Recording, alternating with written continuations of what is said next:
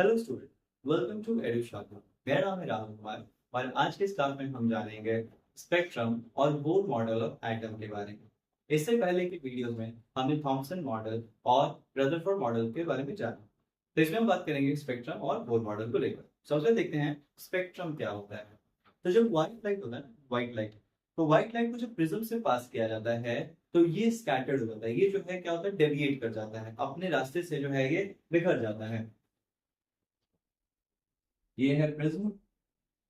Prism के द्वारा जब व्हाइट लाइट को पास किया जाता है तो व्हाइट लाइट रे टूट जाता है 7 अलग अलग रंगों में।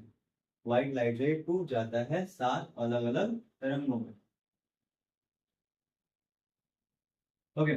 जहां पर जो सबसे ऊपर नजर आता है वह है रेड लाइट, ये सबसे कम डेविएट करता है। और जो नीचे है वह है वॉयलेट, जो सबसे ज्यादा डेविएट करता है। रेड कलर की जो वेवलेंथ होती है ना, ये बहुत ज्यादा होती है। तो ज्यादा वेवलेंथ के कारण रेड लाइट जो है ये ज्यादा अपने रास्ते से नहीं भटकेगा, ज्यादा डेविएट नहीं करता है। बट वहीं वॉयलेट लाइट की वेवलेंथ जो है ये सबसे कम होती है, इस कारण जो है ये ज्यादा डेविएट करता है। तो यहाँ पे जो है हमें 7 अलग अलग रंग देखने को मिलते हैं, जिसको हम बोलते हैं गिव। Violet, indigo, blue, green, yellow, orange, red. तो ये सातों जो है अपने अलग अलग वेवलेंथ के अनुसार, अलग अलग फ्रीक्वेंसी के अनुसार जो है टूट जाते हैं। जिसमें वॉयलेट की जो फ्रीक्वेंसी है वो होती है लगभग जो है 7.5 इंटू 10 का पावर 14 हर्ट्ज। वहीं अगर रेड लाइट की बात करें तो रेड लाइट की फ्रीक्वेंसी जो है 4 इंटू 10 का पावर 14 हर्ट्ज। ये दोनों की अलग अलग फ्रीक्वेंसी होती है और ये जो बीच में सबकी इनके बीच में फ्रीक्वेंसी लाई करेगा। तो ये अपने फ्रीक्वेंसी, अपने वेवलेंथ के अनुसार जो है ये टूट जाते हैं 7 अलग अलग रंगों में। तो व्हाइट लाइट को जब प्रिज्म से पास किया जाता है तो ये 7 अलग अलग रंगों में टूट जाता है। इसी को बोलते हैं स्पेक्ट्रम। अब यहाँ पर जो है ये सारे जो लाइट्स होते हैं, क्या देखो, वॉयलेट है तो वॉयलेट जैसे ही खत्म होगा फिर इंडिगो शुरू हो जाएगा, जैसे इंडिगो खत्म हुआ तो ब्लू शुरू हो जाएगा। सब एक दूसरे के ऊपर ओवरलैप करते हैं। ऐसा नहीं कि फिक्स लाइन खींचा हुआ है कि भाई यहाँ तक वॉयलेट है इसके बाद जो ब्लू आ जाएगा, तो ऐसा कुछ नहीं है। तो ये सब जो है एक दूसरे को थोड़ा बहुत ओवरलैप करते चले जाते हैं। तो क्योंकि ये कंटिन्यूअसली एक दूसरे के ऊपर चढ़े जा रहे हैं और आगे की तरफ बढ़ते चले जा रहे हैं, तो ऐसे स्पेक्ट्रम को हम बोलते हैं कंटिन्यूअस स्पेक्ट्रम। तो कंटिन्यूस स्पेक्ट्रम क्या हो गया? तो कंटिन्यूस स्पेक्ट्रम होता है जब व्हाइट लाइट को पास किया जाता है प्रिज्म से।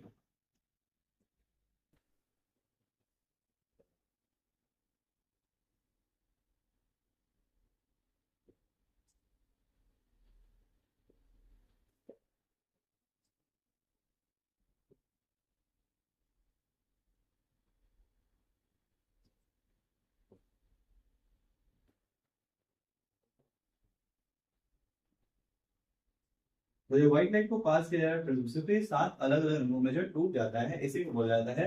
और यहाँ पे जो हमें ये स्पेक्ट्रम मिल रहा है इसी को बोलेंगे कंटिन्यूस स्पेक्ट्रम। ओके, आगे देखते हैं एमिशन स्पेक्ट्रम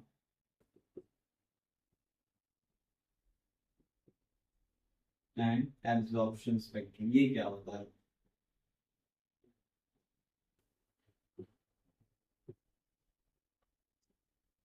एमिशन और एब्जॉर्प्शन स्पेक्ट्रम की बात करें तो क्या मतलब हुआ? जैसे कोई एटम है, तो कोई भी एटम को जब हम एनर्जी देते हैं, किसी भी एटम में जब हम एनर्जी देंगे तो वो अपने एक्साइटेड स्टेट में पहुंच जाता है। अब देखो एटम में आखिर ऐसे क्या जो एक्साइटेड स्टेट में पहुंच जाए, मेनली इलेक्ट्रॉन जो होता है वो एनर्जी एब्जॉर्ब करता है और एनर्जी एब्जॉर्ब करने के बाद जो है वो अपने एक्साइटेड स्टेट में जो पहुंच जाता है। मान लो इलेक्ट्रॉन पहले फर्स्ट ऑर्बिट में था तो एनर्जी मिला, एनर्जी मिलने के बाद वो सेकंड थर्ड जिसमें भी चला गया, बाहरी किसी ऑर्बिट में जो है चला गया। तो किसी भी एटम या एलिमेंट को जब हम एनर्जी देते हैं तो एनर्जी एब्जॉर्ब करता है और वो अपने एक्साइटेड स्टेट में पहुंच जाता है। जब एक्साइटेड स्टेट में पहुंच गया तो वापस से ग्राउंड स्टेट में आएगा तो एनर्जी रिलीज करेगा। तो ये जो एनर्जी रिलीज होता है ना, इसका जब स्पेक्ट्रम देखा जाता है तो इसी को बोलते हैं एमिशन स्पेक्ट्रम। तो एमिशन स्पेक्ट्रम क्या हुआ? जैसे सपोज करो हाइड्रोजन, तो हाइड्रोजन के अंदर वाले में एक इलेक्ट्रॉन है, तो इस इलेक्ट्रॉन ने एनर्जी लिया। अब ये एनर्जी किस रूप में ले रहा है? हो सकता है ये हीट के रूप में हो सकता है ये इलेक्ट्रिसिटी के रूप में या सनलाइट के रूप में हो।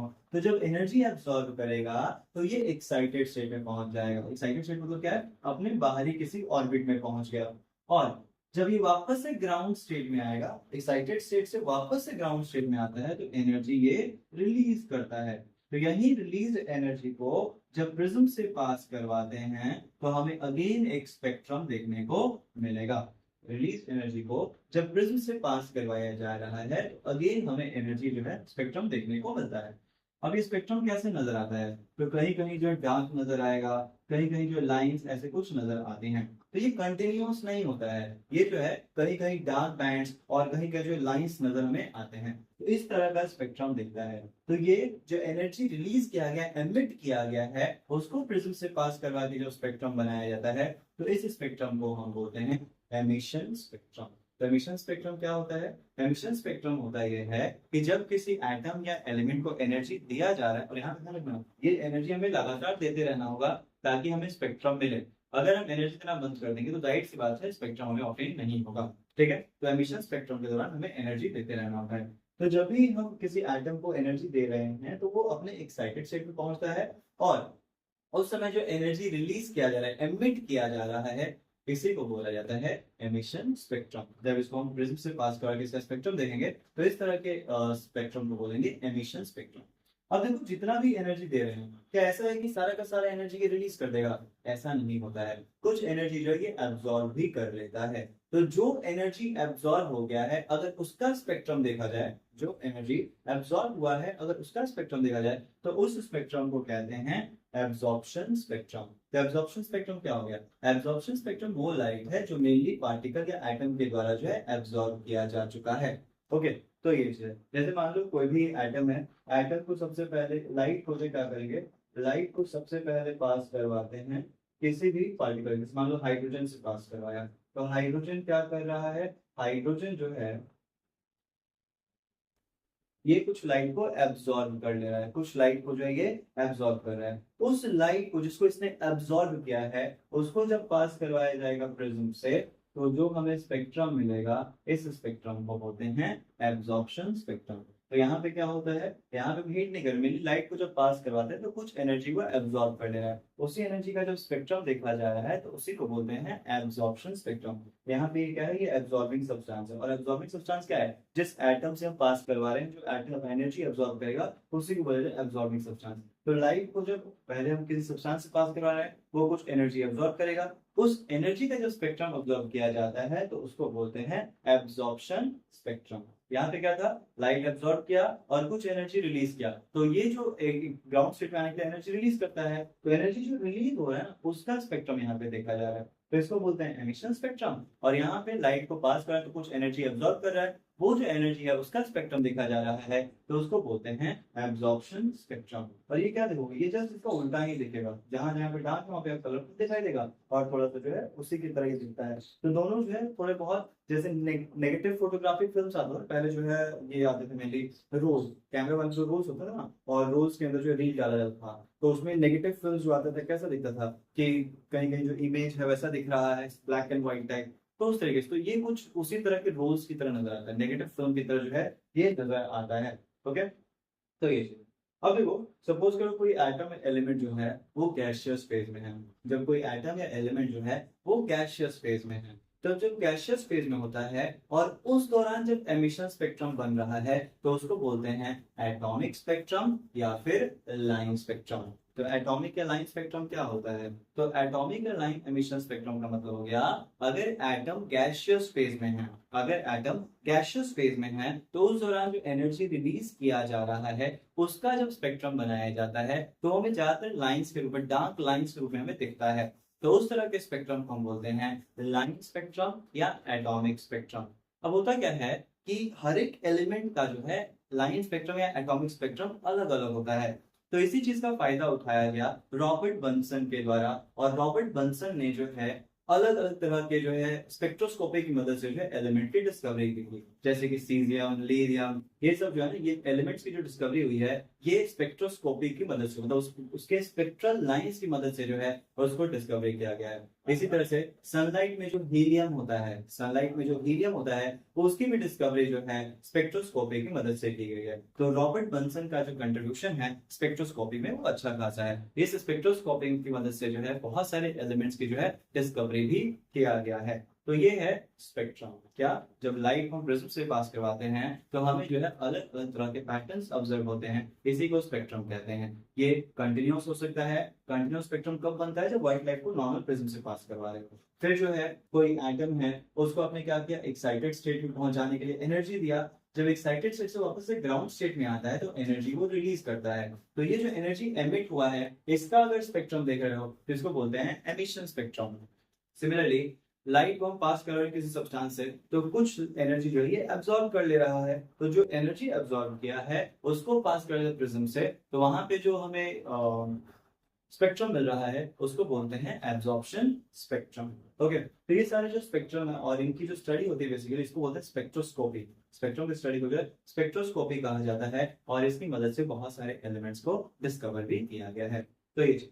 अब देखिए, अब देखते हैं line spectrum of hydrogen. Hydrogen के लाइन स्पेक्ट्रम के बारे में जो है हम जानेंगे।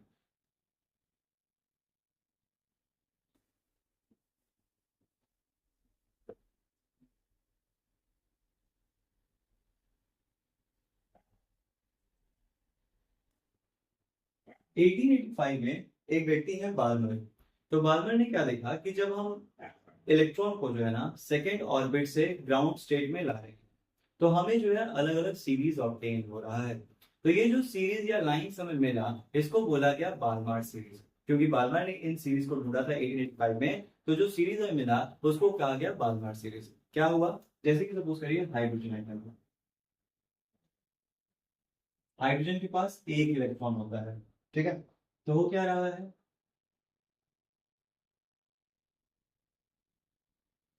अब देखो, अगर मान लो इलेक्ट्रॉन जो है ना कहीं इंफिनिटी पे है, यहाँ पर ना होकर इलेक्ट्रॉन कहीं जो है इंफिनिटी पे है, कहीं भी जो इसके कांटेक्ट में नहीं है, एकदम इंफिनिटी जहाँ पे एनर्जी लगी नहीं रहा, तो इलेक्ट्रॉन कहीं इंफिनिटी पे है।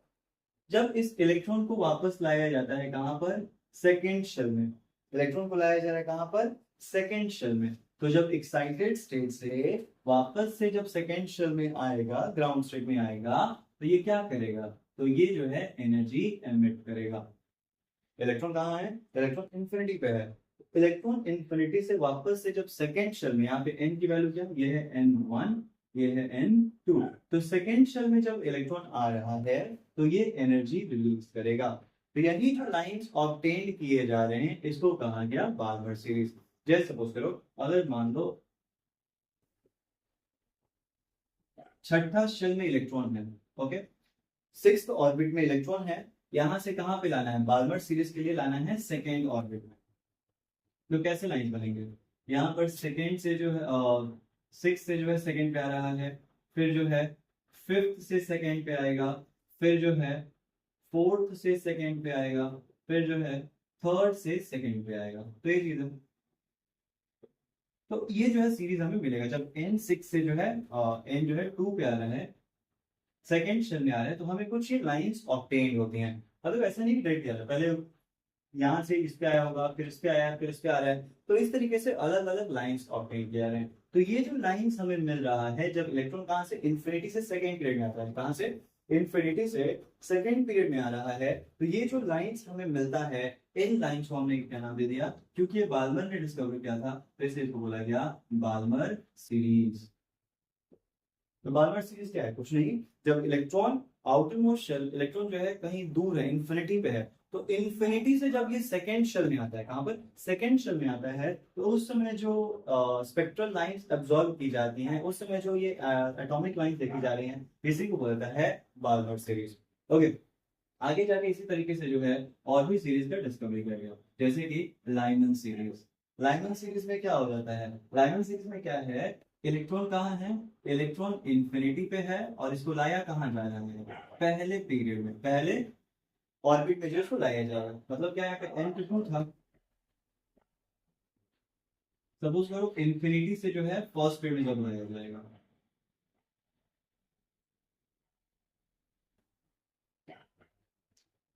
ठीक है, तो इंफिनिटी से जब फर्स्ट पीरियड लाया जाएगा तो इसको बोलेंगे लाइमन सीरीज।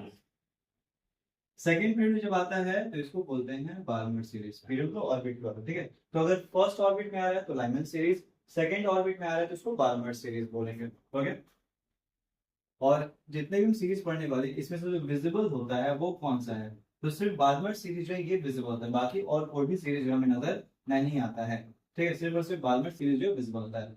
अब देखो, तो ये तो हो गया, चलो सेकंड ऑर्बिट में आया है। अगर मान लो इन्फिनिटी से आता है कहाँ पर, थर्ड ऑर्बिट में, इन्फिनिटी से कहाँ पे आ रहा है, थर्ड ऑर्बिट में। तो जब थर्ड ऑर्बिट में आता है तो इसको एक अलग नाम दिया गया, पाशीन।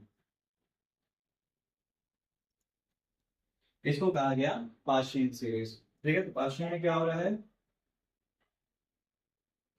इलेक्ट्रॉन कहाँ है, इन्फिनिटी में है, और आ कहाँ रहा है, थर्ड शेल में। तो इन्फिनिटी से जब थर्ड शेल में आ रहा है तो इसको पाशीन सीरीज मान देगा।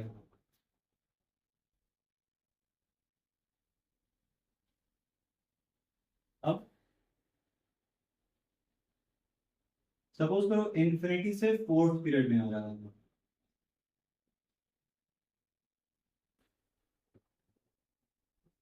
तो जब इन्फिनिटी से फोर्थ पीरियड में आया तो इसको बोलते हैं ब्रैकेट।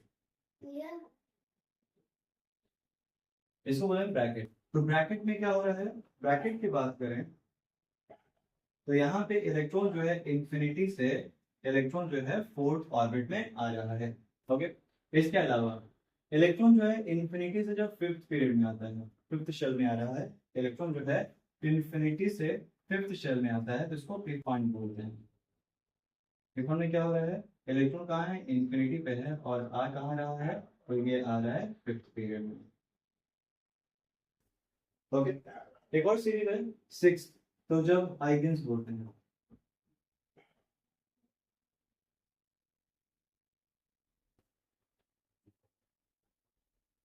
आइगन सीरीज की बात करें तो इलेक्ट्रॉन जो है इन्फिनिटी से कहाँ आता है, इलेक्ट्रॉन सिक्स पीरियड में आ रहा है, सिक्स शेल में आ रहा है, तो इसको हाइगन सीरीज बोलेंगे। तो ये हमारे पास कुछ सीरीज ऑफ होंगे, जिसमें से लाइमन सीरीज की बात करें तो ये किस रेंज में लाई करता है, तो ये अल्ट्रा वायलेट इंफ्रारेड में लाई करता है। सॉरी, ये इंफ्रारेड में लाई करता है। फैशन हो गया, ब्रैकेट हो गया, पीफॉन्ट हो गया, हाइगन हो गया, ये सब जो है इंफ्रारेड में लाई करता है। लाइमन जो है ये अल्ट्रा वायलेट रेंज में लाई करता है, अल्ट्रा वायलेट। और बार्मर सीरीज जो है सिर्फ ये एक सीरीज है जो विजिबल रेंज में लाई करता है, मतलब यही हमें देखने को मिलेगा, बाकी सब जो है हमें देखने को नहीं मिलते हैं। ठीक है, तो ये हो गया हाइड्रोजन का स्पेक्ट्रल लाइन्स। क्या हो रहा है यहाँ पर, हो ये रहा है कि इलेक्ट्रॉन कहाँ है, इलेक्ट्रॉन इन्फिनिटी पे है। इन्फिनिटी से जब इलेक्ट्रॉन फर्स्ट शेल में आता है, इन्फिनिटी से इलेक्ट्रॉन फर्स्ट शेल में आ रहा है, तो हमें कुछ लाइन सीरीज मिलती हैं, इनको बोलते हैं लाइन। इन्फिनिटी से जब सेकेंड पीरियड में आ रहा है, सेकेंड शेल में आ रहा है, तब जो लाइन सीक्वेंसेस मिल रहा है इसको बार्मर कहते हैं। इन्फिनिटी से जब थर्ड पीरियड में आ रहा है, थर्ड ऑर्बिट में आ रहा है, तो इसको पार्शियल बोलेंगे। इन्फिनिटी से जब फोर्थ में आता है तो ब्रैकेट, इसी तरीके से पीपन। तो अलग अलग सीरीज है, और ये जो सीरीज होती है इसमें से सिर्फ बार्मर सीरीज जो है ये हमें दिखाई देता है, बाकी जो सीरीज है वो हमें दिखाई नहीं देती है, क्योंकि यही जो सीरीज है वो विजिबल रेंज में लाई करता है। बाकी अन्य सीरीज जो इसमें विजिबल रेंज में लाई नहीं करता है, कुछ इंफ्रारेड में लाई करता है, कुछ अल्ट्रा वायलेट रेज में जो है लाई करता है। तो इस कारण जो ये सब हमें खुली आंखों से नहीं देखने को मिलेगा, सिर्फ और सिर्फ बार्मर सीरीज जो है ये हमें खुली आंखों से देखने को मिलता है। इन सीरीज के बारे में जो है कि कितने नंबर ऑफ लाइंस मिलेंगे, कितने जो वेव नंबर्स मिलेंगे, इसके बारे में जो है जोहान रीडबर्ग ने एक अलग ही कॉन्सेप्ट दिया है। जोहान रीडबर्ग की बात करें तो जोहान रीडबर्ग के अनुसार जो ये लाइंस हैं,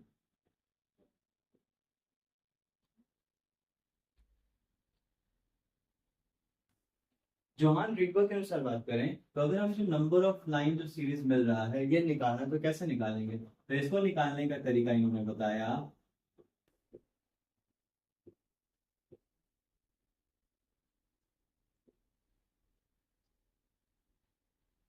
पर सेंटीमीटर। तो सीरीज का नंबर ऑफ वेव नंबर्स कैसे निकालें, नंबर ऑफ जो लाइन हमें मिल रहा है ये कैसे निकालें, तो इसमें क्या बोला, ये कांस्टेंट है, इस कांस्टेंट को कहा जाता है रीडबर्ग कांस्टेंट। ओके, ये कांस्टेंट जो होता है रीडबर्ग कांस्टेंट। देखिए, तो रीडबर्ग कांस्टेंट इनटू 1/n1 का स्क्वायर माइनस 1/n2 का स्क्वायर। मतलब क्या है, अगर सपोज करो इलेक्ट्रॉन पहले कहाँ है, इलेक्ट्रॉन जो है वो कहाँ से कहाँ, मान लो फोर्थ पीरियड से आ रहा है, कहाँ पर, सेकेंड पीरियड में। ठीक है, कहाँ से कहाँ तक आ रहा है, फोर्थ पीरियड से जो है सेकेंड पीरियड में आ रहा है इलेक्ट्रॉन जो है, फोर्थ टू सेकंड में आ जाए तो क्या करोगे? तो वेव नंबर निकालने के लिए 109,677 1/2 का स्क्वायर माइनस 1/4 का स्क्वायर, ठीक है। 2 रखे 4 रखे, दोनों माइनस कर लीजिए, आंसर आपके पास आ जाएगा। तो इस तरीके से जो है वेव नंबर निकाला जाता है, ठीक है। दोनों को माइनस करके हम वेव नंबर निकाल सकते हैं। तो हाइड्रोजन का जो स्पेक्ट्रल सीरीज है उसको निकालने, उसका वेव नंबर निकालने का जो फॉर्मूला दिया गया है वो दिया गया है जोहान ब्रेकवर्थ के द्वारा, ओके। तो ये चीज, अब देखिए आगे बढ़ते हैं। अगला जो हमारा टॉपिक है वो है बोर मॉडल।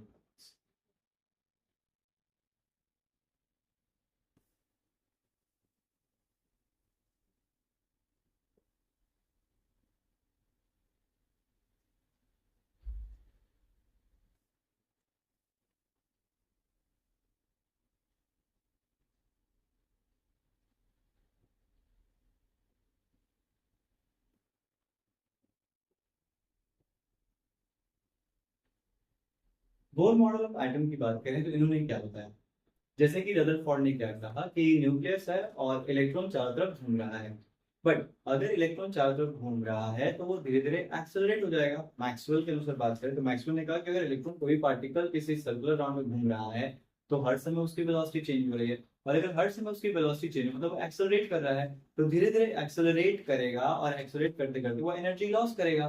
तो एनर्जी लॉस कर रहा है तो उस केस में एक समय ऐसा आएगा जब आके वो न्यूक्लियस में टकरा जाएगा। बोर्ड ने इस बात को कैसे ठीक किया? बोर्ड के अनुसार बात करें तो इलेक्ट्रॉन रिजॉल्व तो कर रहा है बट एक फिक्स्ड ऑर्बिट में। तो जो इलेक्ट्रॉन होता है, इलेक्ट्रॉन रिजॉल्व करता है कहां पर? एक फिक्स्ड ऑर्बिट में, ठीक है। और इस फिक्स्ड ऑर्बिट की एनर्जी जो होती है ये भी फिक्स होती है। इलेक्ट्रॉन रिजॉल्व कर एक फिक्स ऑर्बिट में, और इस फिक्स ऑर्बिट की जो एनर्जी भी सेम होता है। मतलब कहने का ये हो गया कि हमारा न्यूक्लियस है और ये पहला ऑर्बिट है, तो इसमें जो इलेक्ट्रॉन घूम रहा है इसमें उसका एनर्जी फिक्स है, वो कहीं बदलेगा नहीं, वो घूमते रह रहा है, एनर्जी उसका जो है फिक्स है। जैसे सेकेंड शेल में मान लो यहाँ पर भी इलेक्ट्रॉन है जो घूम रहा है, उसका एनर्जी फिक्स है, वो कभी भी नहीं बदलेगा, ठीक है। तो इन्होंने क्या बोला? सबसे पहली बात इन्होंने ये की कि जो ऑर्बिट होता है वो फिक्स्ड है, उसकी एनर्जी भी फिक्स है, उसमें कोई बदलाव नहीं आएगा। तो इसलिए अब जब एनर्जी फिक्स कर दिया मतलब क्या है कि जहां पहले मैक्सवेल कह रहे थे कि भाई घूमते घूमते रहेगा तो एनर्जी लॉस कर रहा है, अब एनर्जी के लॉस का कॉन्सेप्ट खत्म। क्यों? क्योंकि यहाँ पर बोल दिया गया कि एनर्जी तो फिक्स्ड है, तो जब एनर्जी फिक्स है तो अब लॉस का कोई बात ही नहीं। दूसरा चीज, कभी भी इलेक्ट्रॉन का एनर्जी में बदलाव कब आता है? तो एनर्जी का बदलाव तब आएगा जब इलेक्ट्रॉन इनर ऑर्बिट से आउटर ऑर्बिट में जाएगा या फिर आउटर से इनर में आ रहा है। एनर्जी का बदलाव तब देखने को मिलेगा, तो एनर्जी का बदलाव तब देखने को मिलता है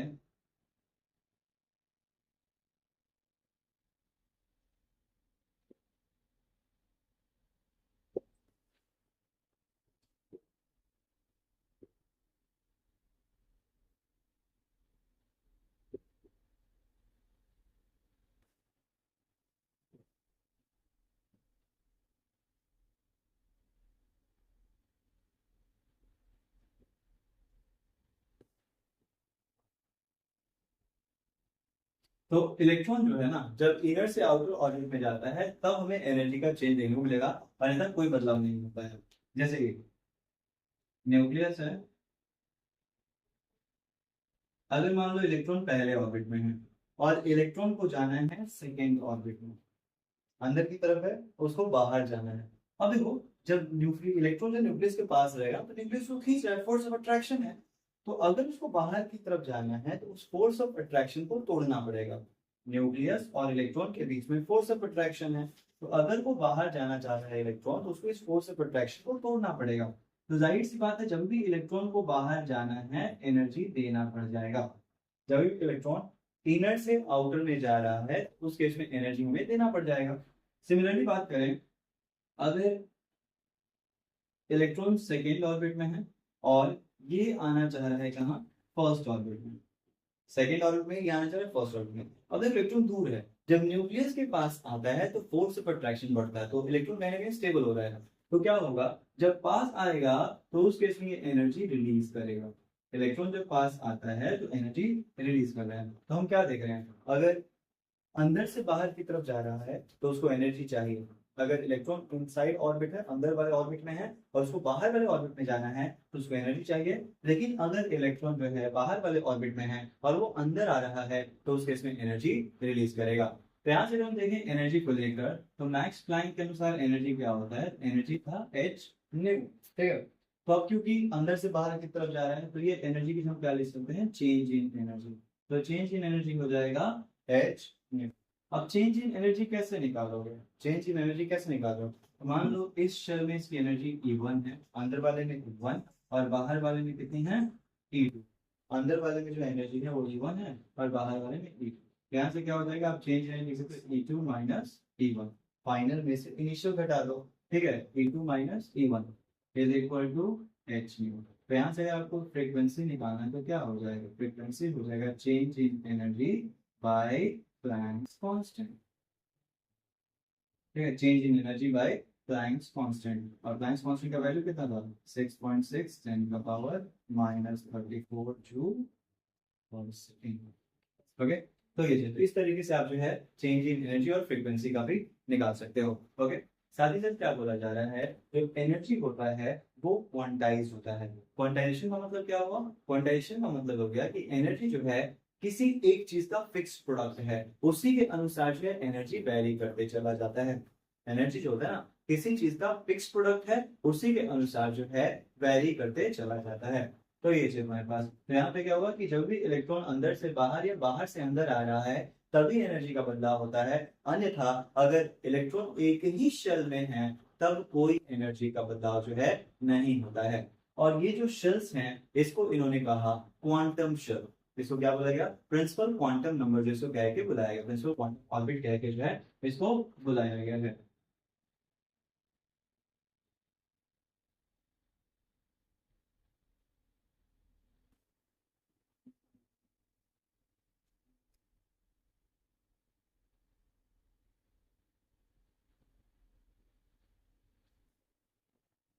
फिक्स पाथ जिसमें इलेक्ट्रॉन जो है रिजॉल्व कर रहा है,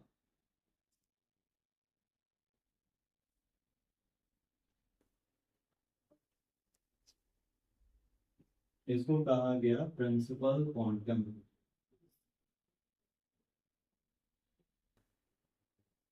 नंबर या ऑर्बिट, ठीक है, ठीक है।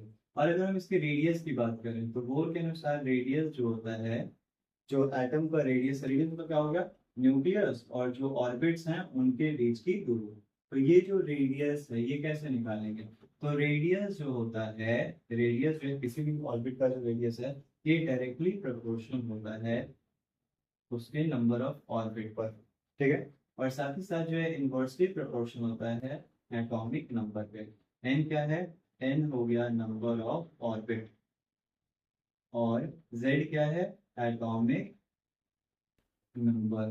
ओके, तो यहाँ से आप प्रोपोर्शनैलिटी का साइन हटाओगे तो यहाँ पे एक कांस्टेंट लेते हैं जो कि है 52.9 picometre n square by Z.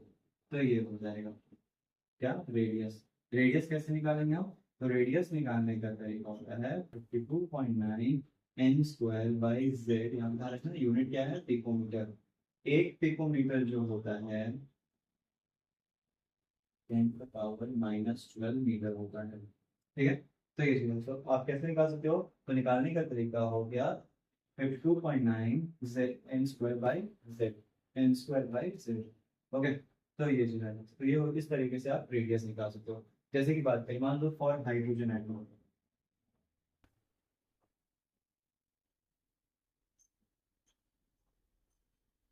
अगर हाइड्रोजन एटम की बात करें तो इसके लिए जेड कितना हो जाएगा, Z1 हो जाएगा, एटॉमिक नंबर 1 है तो हाइड्रोजन का एटॉमिक नंबर 1 हो गया। तो अगर हम उसका रेडियस निकालें तो रेडियस कितना आ जाएगा,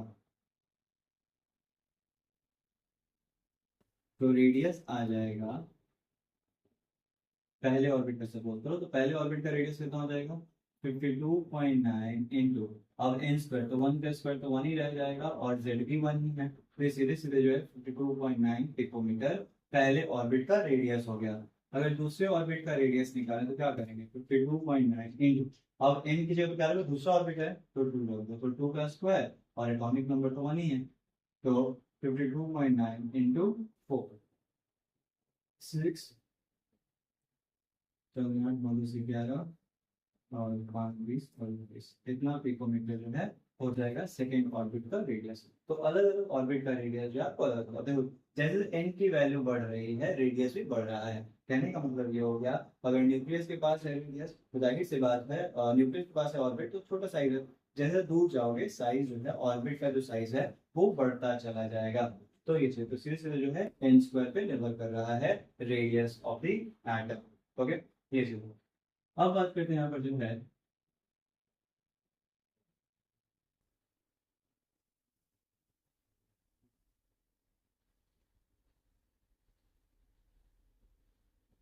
एंगुलर मोमेंटम को लेके मैं बताता हूँ।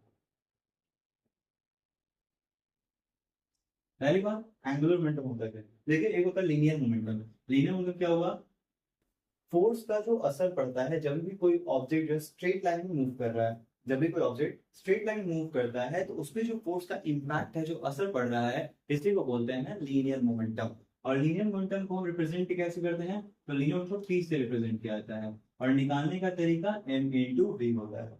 ओके, एंगुलर मोमेंटम को L से रिप्रेजेंट करते हैं। तो एंगुलर मोमेंटम क्या होगा, एंगुलर मोमेंटम होता है जब कोई ऑब्जेक्ट सर्कुलर पाथ में रोटेट कर रहा है ना, तो उस समय जो मोमेंटम होगा उसको बोलेंगे एंगुलर मोमेंटम। अब एंगुलर मोमेंटम कैसे निकालते हैं, एंगुलर मोमेंटम निकालते हैं हम लोग है एम बी इंटू आर। तो एंगुलर मोमेंटम हो जाता है एम बी आर।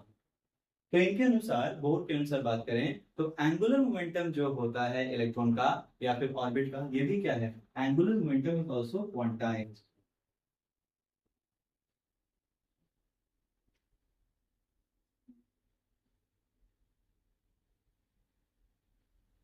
ये भी क्वांटाइज है। क्वांटाइज का मतलब अगेन किसी फिक्स चीज का प्रोडक्ट, किसी फिक्स चीज का जो किसी फिक्स नंबर का जो ये प्रोडक्ट है। क्या आता कितना है, तो एंगुलर मोमेंटम होता है एक किस चीज का फिक्स प्रोडक्ट है। तो ये है h/2 पाई का फिक्स प्रोडक्ट। तो h/2 पाई से जो है आप मल्टीप्लाई करते जाओ नंबर ऑफ ऑर्बिट, तो आपको मिल जाएगा एंगुलर मोमेंटम। तो एंगुलर मोमेंटम जो है ये इसी का मल्टीपल नजर आएगा, h/2 पाई का मल्टीपल नजर आएगा। इसी को बोलते हैं क्वांटाइजेशन। तो एंगुलर मोमेंटम जो होता है ये भी क्वांटाइज होता है और इसका वैल्यू कैसे है, h/2 pi into N. N क्या है, नंबर ऑफ ऑर्बिट। एन क्या हो गया, नंबर ऑफ ऑर्बिट। तो h/2 पाई इंटू एन, तो ये हो जाता है एंगुलर मोमेंटम। तो इनके अनुसार एंगुलर मोमेंटम जो है ऑर्बिट का ये भी क्वांटाइज होता है। ओके, अब एनर्जी की बात करते हैं कि एनर्जी कैसे निकालेंगे। अगर मान लो हर एक ऑर्बिट का एनर्जी निकालना है तो एनर्जी कैसे निकाला जाएगा। तो इन्होंने क्या ऑब्जर्व किया, एनर्जी जो होता है किसी भी ऑर्बिट का ये डायरेक्टली निर्भर करता है उसके एटॉमिक नंबर के स्क्वायर पर, और साथ ही साथ जो है इनवर्सली निर्भर करता है उसके नंबर ऑफ ऑर्बिट के स्क्वायर पर। एनर्जी जो है वो इनडायरेक्टली जो बात करें तो डायरेक्टली निर्भर करता है एटॉमिक नंबर पे, डायरेक्ट रिलेशन एटॉमिक नंबर के साथ, और इनवर्स रिलेशन है नंबर ऑफ ऑर्बिट के साथ। यहाँ पे जब ये प्रोपोर्शनैलिटी की साइन हटाते हैं तो यहाँ पे कांस्टेंट है आर एच, ये क्या है, रीडबर्ग कांस्टेंट।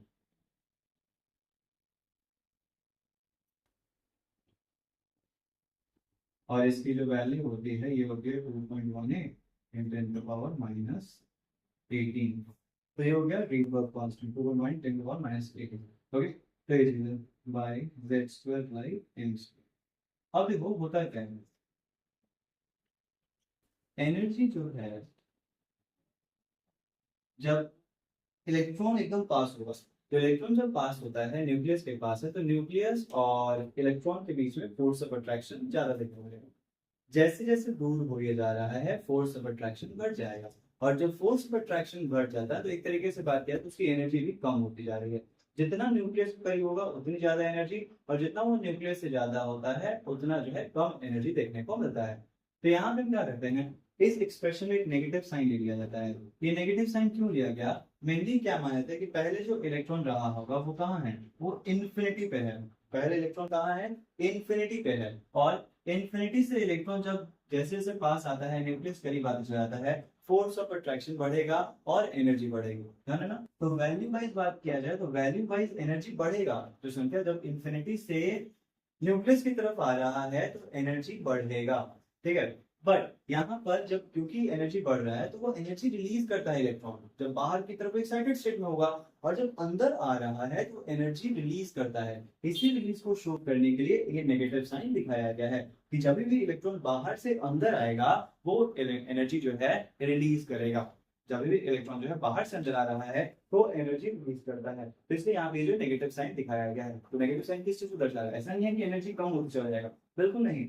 जैसे जैसे वो न्यूक्लियस के पास आ रहा है एनर्जी बढ़ेगा, जैसे न्यूक्लियस के पास आ रहा है इलेक्ट्रॉन एनर्जी बढ़ेगा, बट एनर्जी यहाँ पे जो है रिलीज होता हुआ नजर आएगा। तो इसलिए वो जो साइन है एनर्जी का जो सिंबल दिया गया है वो माइनस दिखाया गया है। तो नेगेटिव साइन यहाँ पे क्या दर्शा रहा है? नेगेटिव साइन यहाँ पे दर्शाता है रिलीज, एनर्जी का रिलीज। ओके, तो ये चीज़ है। तो सोचो अगर हम बात करें एक ऑर्बिट से दूसरे ऑर्बिट में जो है इलेक्ट्रॉन मूव कर रहा है तो उस समय एनर्जी कैसे वैरी करेगा, तो आप क्या बोल सकते हैं? सपोज करिए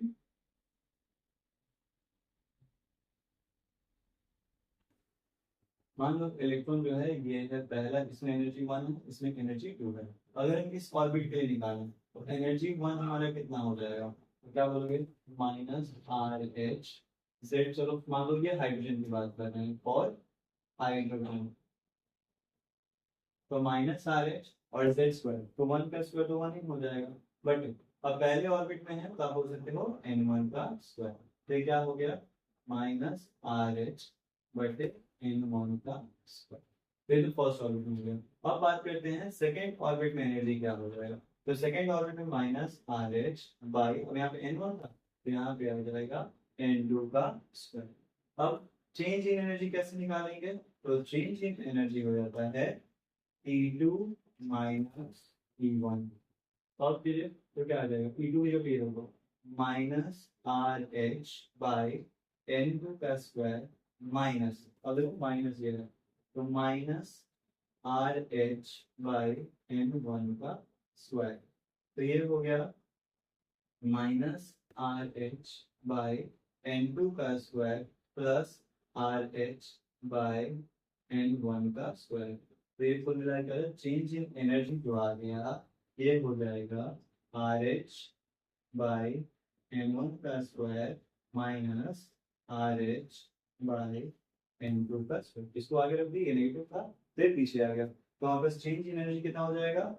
अगर हम चाहें दोनों में RH है तो RH कॉमन ले सकते हैं, तो यहाँ पे हो गया 1 बाई N1 का स्क्वायर माइनस 1 बाई N2 का स्क्वायर। तो अगर एनर्जी का चेंज निकालना है तो कैसे निकालेंगे? तो रिकॉल कांस्टेंट 1 बाई N1 का स्क्वायर माइनस 1 बाई N2 का स्क्वायर, ये हो जाएगा चेंज इन एनर्जी। जब इलेक्ट्रॉन जो है एक ऑर्बिट से दूसरे ऑर्बिट जा रहा है तो इस तरीके से आप एनर्जी निकाल सकते हो। ओके,